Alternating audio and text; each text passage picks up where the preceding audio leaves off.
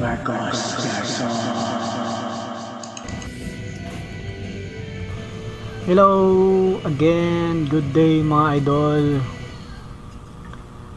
Another chest day workout. Gagawin ang tawag natin dito, single arm low cable crossover fly. Yan. Mostly ginagawa nila to dalawang kamay yung gamit.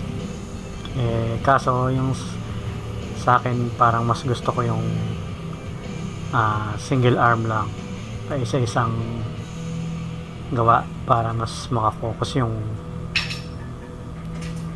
every part ng chest natin.